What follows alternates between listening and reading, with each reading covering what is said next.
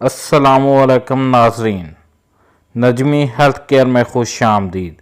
आज मैं आप लोगों को एक ऐसी बात बताने जा रहा हूँ, जो लोग कहीं भी पार्टी में जाते हैं, किसी भी शादी पर जाते हैं या बाहर के खाने खाते हैं, उनको एक प्लास्टिक के कप में, जिसको स्टेरोफोम बोला जाता है, उसमें चाय दी जाती है। वो नहायत गर्म होती है।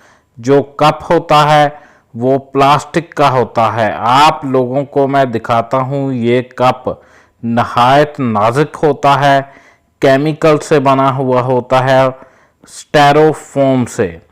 और ये कप में चाय डाली।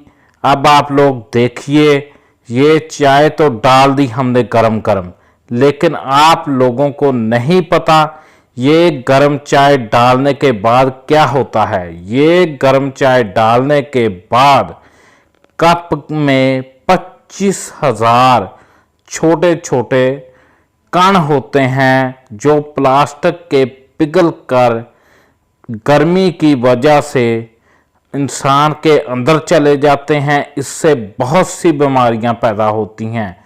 जो बीमारियां पैदा होती हैं हमें पता भी नहीं होता, हमारी लापरवाही होती है।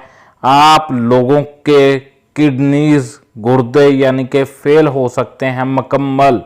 इससे दिल की बीमारियां होती हैं, कैंसर होता है।